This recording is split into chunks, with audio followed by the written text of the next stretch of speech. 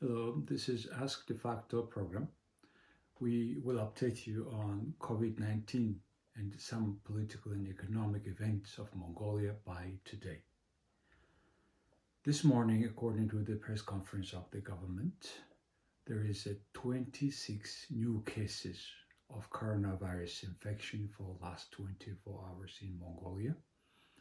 Ulaanbaatar added 2, now it is becoming 65. Then Silingana, the second largest or the largest place of coronavirus infections, additional 9, that makes to 157. Darkhang Oldaimak, additional 11, 33 cases. It is also because Darkhang Old is doing a lot of tests now. Orkhangaimak added 1 and total 22 now. Dorongqavaimak added 2 and 18 now. No new cases in Qovsumburaimak. As you know, there are 6 IMACs or administrative units, IMACs in cities along the railways of Mongolia, and there is no additional clusters in Mongolia. So altogether we have now 300 infections cases out of total 738. The rest is transported from abroad by special charter flights since March this year. Well, so far 127,000 tests are made in Mongolia, and the infection rate was 0.06%, which is not that high damage. No death is confirmed because of coronavirus. We expect there will be coronavirus dissemination ended successfully, or first phase or first wave is ended successfully if there are 14 days no coronavirus cases and additional 14 days of control. So if there are no coronavirus for 28 days, then the country is regarded to complete at least that wave of dissemination. 350 people are now in hospital. A senior person we talked about yesterday, who is under this respiratory support system or the ventilator, is in a situation of stable situation. So no new more cases, no new more clusters. All these new cases are from the first contact people's isolation. So if things go like this, or mildly like this around this case, then there is a big expectation that the third degree of emergency situation or advanced emergency readiness will be restored back from the current nationwide emergency readiness cases. So that's the expectation, and everybody is waiting for December 1st, from which the government will decide these days, maybe today, tomorrow, whether this will be extended or not. Few words about political and economic updates.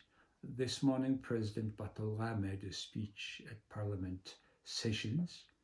He talked mostly about the 2 drafts of laws from the Parliament, from the President, about the nomination of judges.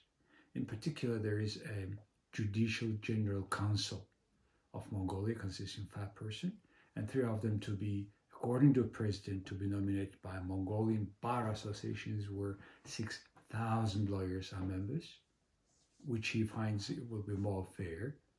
And the Parliament suggested that those people will be nominated by the Standing Committee of the Parliament, thus making, according to the President, more these 2 branches of power more connected, namely Parliament and the judicial system.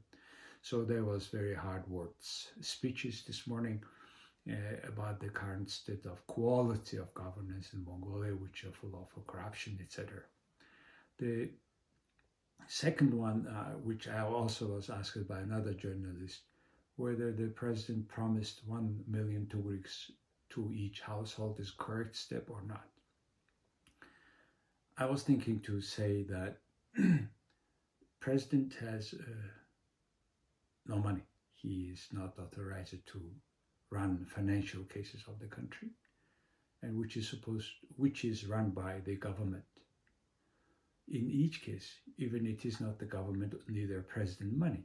This is Mongolian taxpayers' money, and they need to be in consensus before they announce any cash promises, which unfortunately was the bad case when the president promised on the New Year Eve last year to making zero all pensions loan, which created big diversity, big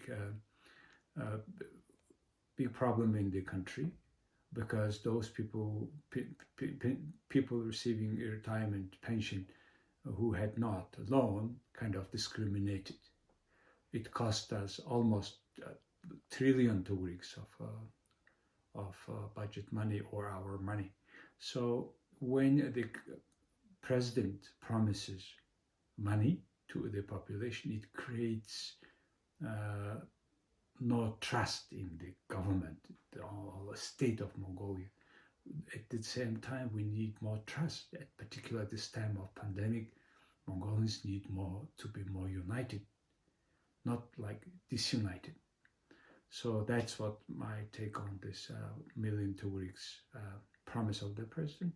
The other thing is economic measures by the government so far. How correct is this? I think the government has exhausted the resources that they can support the economy.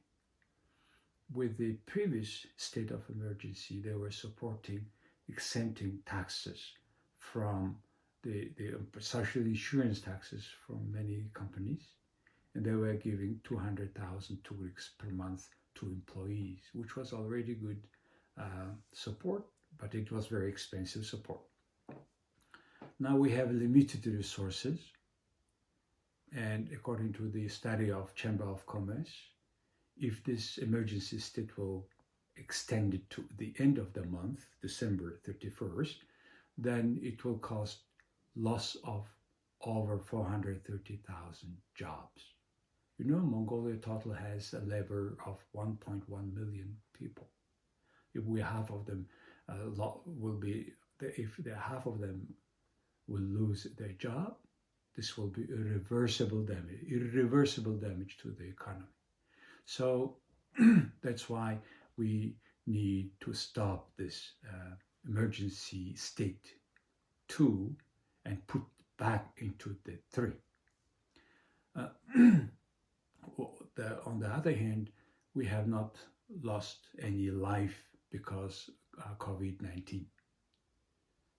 At the same time, for example, just take last year, 2019, we have total 80,000 births and 18,000 deaths. That means that on average, every night we lose 50 lives or 50 deaths. Compared with that, COVID looks like not that much damage. First, and also now we learn new behavior. For last 14 days or so, Mongolians now mostly understand very clearly what is the new behavior, what does it mean to keep social distance, etc. I think with this culture we approach to the situation for the rest of the year, and then the economy will be more or less put back. And all the state companies, state-owned enterprises and Mongolian private companies should go back to the job. Otherwise, we cannot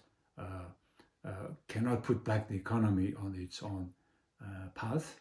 And then lastly, the most missing point in Mongolia is a judicial system where people completely almost lost trust in the system. So we should pay more attention, or the government should pay more attention to this judicial branch of the power, which should work fairly in a just way. So these are my updates by this time, and see you tomorrow. Thank you.